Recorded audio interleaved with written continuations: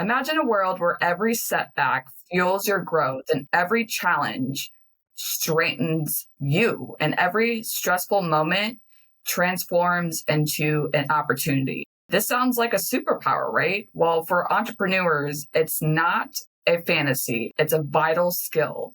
So stick around as we unveil the strategies to cultivate resilience and turn entrepreneurial pressure into your greatest ally. Sounds like a superpower, right? Right? Something straight out of a Marvel movie. But here's the thing, for entrepreneurs, it's not a fantasy. It's like we said before, it's a vital skill that can be developed. And over the course of 5 years, I've definitely learned, I want to say cultivated instead, the ability to turn stressful situations into opportunities. I feel like most of the changes in this podcast, as well as in my business, came from unfortunate, but also fortunately stressful situations that I was able to either take a step back on my own or lean into my community that helped me see the bigger picture and go through different strategies of how to cultivate that resilience. We are going to always stress about something. I think that's part of the package deal, right? This has to, in life, in your business, as a parent, all the things, but it comes down to what are we going to do with that?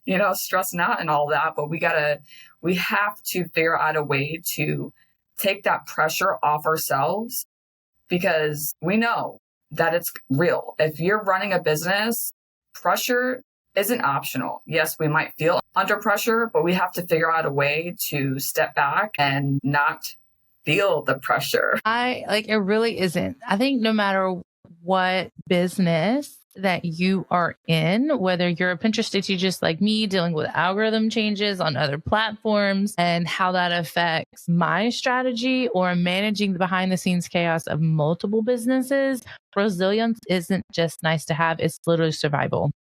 I think the perfect segue to talk about this is, Sarah, you had mentioned in our last L10 meeting about a client's podcast files going missing. Can you share a little bit more about that for our listeners? I suppose. So my day-to-day looks like I'm managing multiple shows. So for example, I have one client that has her clients running, we run maybe 5 to 10 shows at a time. So what I have to do is when a file comes in, I have to move the files to the team. So anything related to that show, related to the episode, whether that be, the files for the episode itself, files for content creation, whatever it is. So there was one day where I ended up doing my task and delegating those files out so that the editor could edit the show. So while it's being edited, I do everybody else does what they have to do to complete different tasks within that episode. And I will check in here and there. And when it's time to go live and everything's edited in this pretty little package, I get to make sure that everything goes live. And then everything seemed to be fine until 2 days before it went live, the editor was like, where are the files? And I go, well, the file, you should have them in your Dropbox folder. And this was 2 days before the show was supposed to go live. So obviously I need to figure out something right then and there. I think that sounds like a nightmare. Yes, it can sound like a nightmare. And me 2 years ago, I would have went into a complete spiral. This is how it was before. I freaked out so much. I was stressing. I'm like, oh no, I'm going to lose this client because the things are not where they're supposed to be. But you have to, in that moment, step into problem solving. Like, what can I do right now? So where I'm not stressing and not overly apologize, because yes, it sucks. Yes, I do apologize, but not, to the point where I feel like I'm going to, stress out and feel like I'm going to lose this client. Outline, I guess, what was different for you, I guess, internally with the conflict or problem solving mindset versus 2 years ago. Some say they can work under pressure. And that was a yes and no for me at that time. Feeling from the past, feeling like, oh my goodness, I have to, all these thoughts, all the stressful, all the pressure, feeling like if I don't do this right now, it's going to all mess up. It's going to be all bad. But when you take a step back, and this is what I do now, you take a step back and you just take a deep breath and just think to yourself, I got this. I can figure this out and problem solve. With that being said, at that given point, when we figured out like where are these files, I retraced my steps. Like I went in and I was like, okay, I did this and I did X, Y, and Z to deliver these files. But it turns out, because we all know how technology is, and sometimes technology sucks, and the files were left in the, glitch of the matrix because it didn't transfer. And oftentimes that happens a lot with Wi-Fi. You're trying to either upload, download, whatever the case may be. And sometimes if your Wi-Fi is not strong, things get stuck.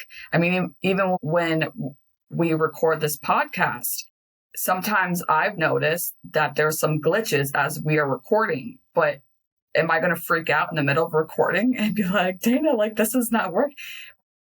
If we do that, then that stress is going to be piled into somebody else. I don't want to give somebody else my stress. It's more of figuring out like, what can you do to solve that problem? And I don't like stressing out. I just want to problem solve and figure out, okay, what can we do right now that's in our control? Because a lot of times there are things out of our control, but we can figure out a solution so that we can get to where we need to be. I think we see that a lot in a variety of things. So bouncing back, I know we talk about like social media and the things that people hate about social media, and it feels personal with the algorithm choosing to change every 5 minutes and ruin our lives to try and keep up with how are we going to be seen. But what I've learned over the years is to see these type of things as puzzle pieces, how to get them to stick together or to cohesively work in like an ecosystem type of content creation, rather than attacks on my business or my goals or whatever's going on.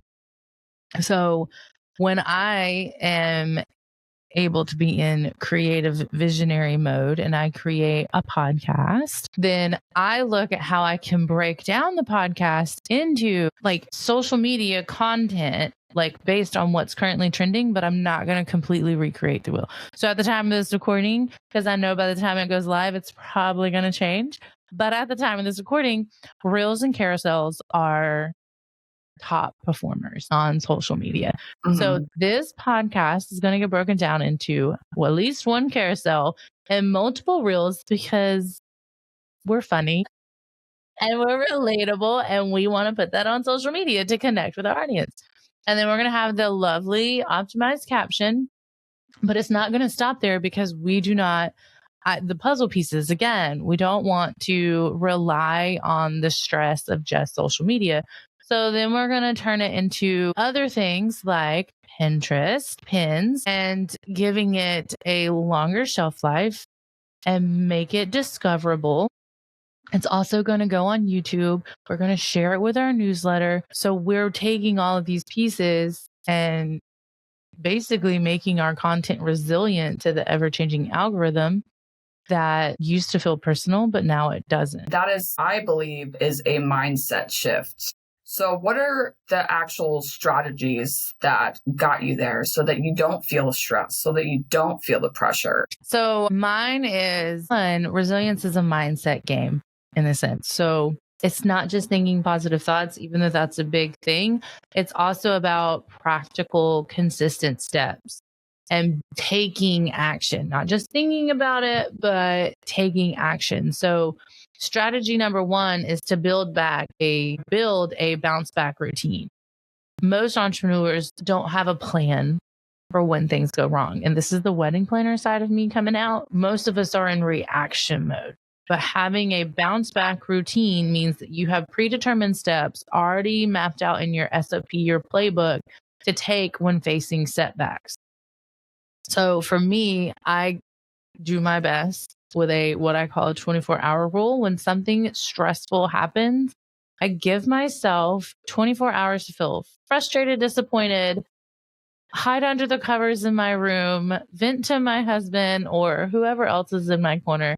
And then after that, like, I need to go into deep solution mode only. I love the 24-hour rule. I need to take that. I need to, possess that, because there have been many times when I would stress and, think about it for days. And that's not doing me any favors at all. I remember, I think it was like a few weeks ago, and every single day I'm like saying something. I'm stressed. I'm this, what, and I'm so into my head. But I love the 24-hour rule, because you need to, yes, take your time to feel it and, get your frustrations out. But then you gotta just you got to move on. But for me, I started to become more in tune and aware of how I feel in my emotions, and just taking a breather, just sitting there and taking deep breaths and asking myself, like, what can I control? What can I learn? What is the next step to move forward? Because a lot of the times, yes, we come across things that are out of our control. Just like, if the Wi-Fi goes out here where I live, storms come and power goes out in this house all the time. Yes, it sucks. I'm like, oh, great. Now I guess I'm not going to work today, but it's out of my control. There's nothing I can do. And whatever you do, it's a lot of personal and professional development. What are things that you can learn, and what is the next step that you can take to take action? And it doesn't have to be big. It can just be a tiny little step to help you move forward. Baby steps are life. I think these questions are golden because they immediately shift you from victim mode or woe is me to problem solver mode. And that is where, I don't want to say the magic happens, but that is where things happen in general, is when you get out of that mode and you dive into problem solver mode. Like, you're not just being a visionary or something, you're taking action, you're moving forward. And even if it's only one thing off of your never ending to-do list, the next day you're going to feel like, all right, I got this, because you took action consistently, even if it was just a small step. Yes, taking action. We're doing that right now. Everybody take action today. Do something small, right? And also another strategy is about, I would say, collecting evidence. What are your thoughts on that, Dana? I'm all about data and collecting the things, because I was talking about it earlier today, actually, on a virtual summit, is you can't revise something that you don't have metrics for, right?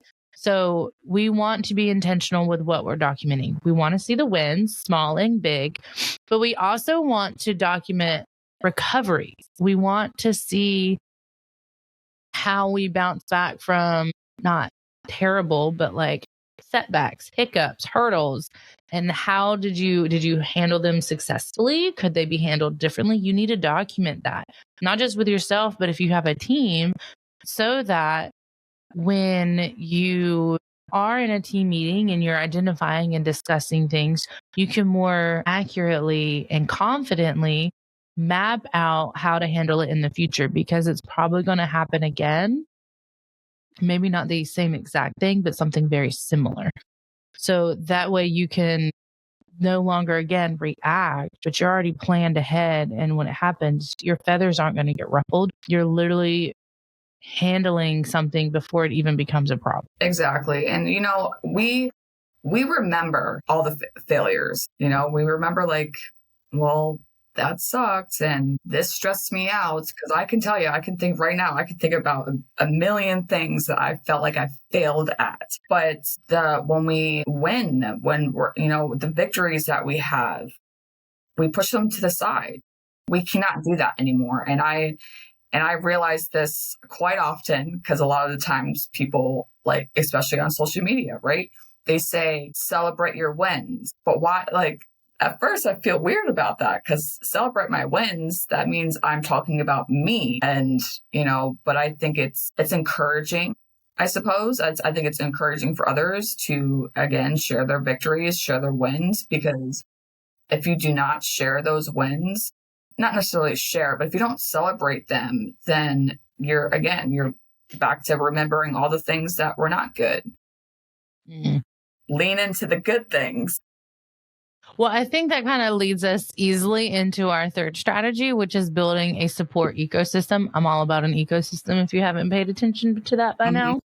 And this isn't an ecosystem like for support, isn't just about having people to vent to. I mean, that is helpful, but we need the right people. Strategically surround yourself with people who have been where you are and people who believe in your ability to figure things out. And, it's not always going to be the same person. So, like, I've talked about my husband before on this podcast, and he's amazing with emotional support, letting me vent. He might add his 2 cents here or there. But when a Pinterest marketing situation or website analytics or a branding design question, email marketing, like these things, I'm not going to go to him for those things. When I'm trying to like play CEO visionary and I'm trying to project 7 steps ahead, I'm going to go to someone here at my co-working space, or I'm going to lean into my community, Together Digital or District Bliss or here at Alchemy. Like, I have used Sarah to bounce ideas off if it's podcast specific. Like, I have people that I can go to. All of them I can vent to and let my frustrations out personally and professionally. But if I have a very specific issue or hurdle that I need to get over, I'm going to go to the people who have been there and can be my big picture strategy person, my client relationship person, my technical crisis person. I need certain things. And essentially, I try to be that same person in reverse. So it's not just a give, or take. It's a nice, healthy balance. Exactly. It's 2 ways. It goes both ways. And we've talked about this in the past about communication and active listening. And, if you go to somebody and you are, presenting your problem or venting or saying this or saying that, and then they turn around and say something to you, and then you don't listen to them, that's hindering your relationship. Now, when it goes both ways and you both can bounce ideas off each other, be supportive of each other, that's amazing right there. Those relationships are definitely, I would say, are keepers. Exactly. You can always tell when like someone's half listening, or you can definitely start to feel when it's one way or the other. Like they only come to you, but they don't have time to give it back, And, everyone, like I said, you've already mentioned it, but everyone faces difficulties, but that balance is important. I don't even think I properly know how to even verbally say this, but it has to be balanced. Almost like pay it forward. Does that make sense? Mm-hmm. Whatever, like the 7-fold, whatever you put out, you're going to get back. And so if you're constantly only taking from those in your community, eventually it's going to run out. Like the well will run dry and it won't have anything to give back to you because you've emptied it. So those are our 3 core strategies: bounce back routines, collecting evidence, and building your support ecosystem. But I still think there is one elephant that needs to be addressed in the room, and that is our least favorite thing, and that the hustle culture myth, and that resilience means working through everything without ever slowing down or asking for help. Oh yes, that is not resilience. That is burnout. Hustle. I think, for umpteen million years, like everybody is always talking about, hustle to get to where you want to be. I mean, yes, you can still put in the work. You can still do what you have to do, still take action. But the hustling all the time reminds me of the people that knock on your door to like sell you things. I think that's important. And real resilience includes knowing when to rest, when to pivot, and when to ask for help. It's about sustainable practices and not just pushing through everything like knocking on doors.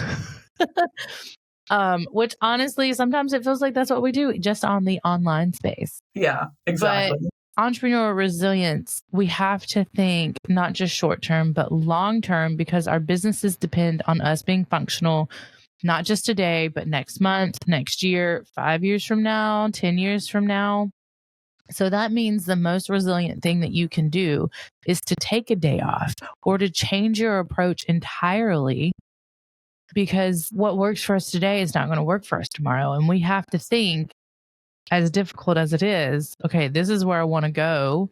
This is where I want to be in 10 years. So what can I do today to get there? But if you envision yourself 10 years from now, are you envisioning a stressed out ball of nerves, or are you envisioning someone casually walking on the beach sipping Mai Tais? Well, then you have to start implementing that mindset and those actions today to get there. Exactly. And I personally, it's taken me a little while to figure that out, to figure out like, do I want to put in 50, 80 hours a week? No, I don't.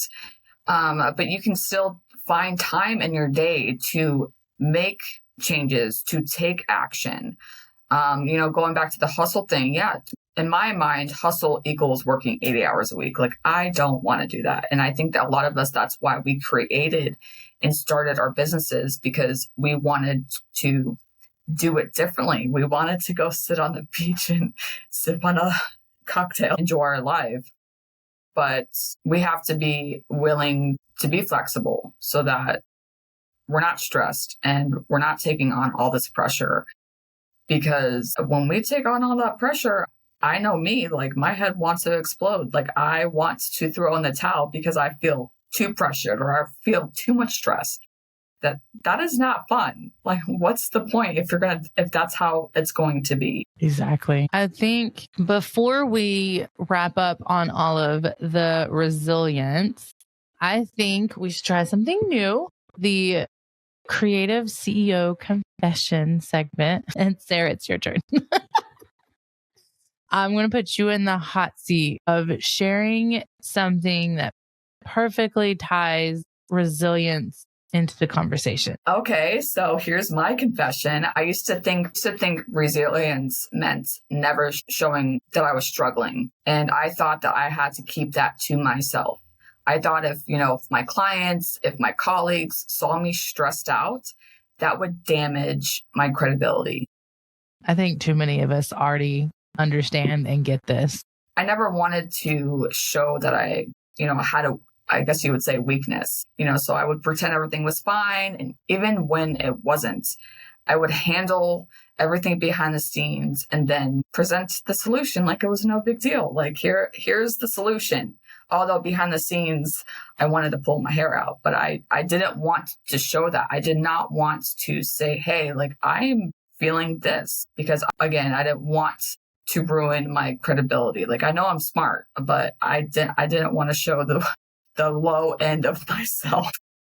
So what shifted for you to get out of that performance mode with a side of burnout? It's about being transparent. It's about telling the people around you, hey, this is how I'm feeling.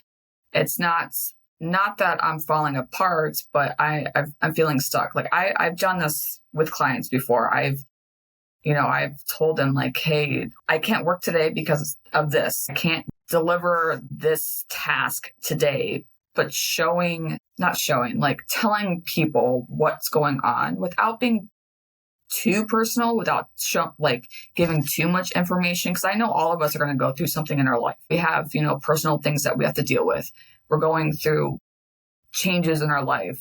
Something happened, with our family or whatever it is. And I think a lot of the times as entrepreneurs, because we coming from corporates are working under somebody as an employee, it was different, because I know when I used to work for somebody else and if I was sick, it was this huge deal. Like, oh no, you're sick. Like, well, you still got to come into work. And when you start to become an entrepreneur, it's that mindset shift. Like you make the rules, but I believe you still should communicate with your clients, with your team, with whomever you're working with about, hey, X, Y, and Z is going on. Let's problem solve. Let's come to a solution so that we're not all burning out, so that we all can come to a better solution and get through what we need to get through. And one, that's amazing. And it probably modeled healthy problem solving, not just for you, but everyone around you. But how are you implementing that moving forward? Oh, I'm open. Like I have no fear anymore. I really don't. I'm just, there's a different relationship with clients than with, I would say, with a boss. Like you can get however personal you want to get. But having those open conversations, like I know it's like, just say what you got to say. Just say, hey, like, I'm not having a good day today. This is not going to happen. I mean, nothing is urgent. Nothing needs to be done now. I mean, obviously, if something needs to be done now, it should have been done last week. But yeah, I feel that's the way to go. Open and transparency. And I believe when you do that, and I've seen this happen too in meetings with my clients, meetings with different teams I work with, they're more open to share what's going on as well. And that takes the pressure off. That takes the stress off. Building that resilience, like we're doing this today or tomorrow. It doesn't matter. I think that's real strength coming out in the open, and that honestly helps you build more trust, not less. Mm-hmm. So what I'm hearing is resilience is a process, not a static facade, basically. So, Dana, do you got a confession you want to make? Never.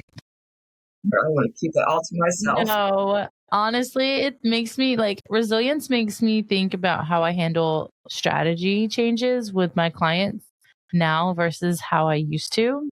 I used to present every strategy update like I had planned it all along. I mean, algorithms change, and that is obviously not the case. So now it's more like, hey, Ben just threw us a curveball. Here's what happened, and here's how we're pivoting, and we're going to take proactive action to get us back on track to meet your goals. And that shows to me, in my experience, that I'm actually paying attention and I'm adapting to the needs of trending searches and how my clients support their clients and their potential clients, and not just following a static playbook. Like, yes, I have my method, but it's not rigid in visibility, evergreen, intentionality, and longevity. Like it's constantly adapting in the sense, but it has that foundational piece to build on so that it's a growing process, basically. Yeah, it's ongoing. Anything that you do is, what's the term? Learning. Mm-hmm.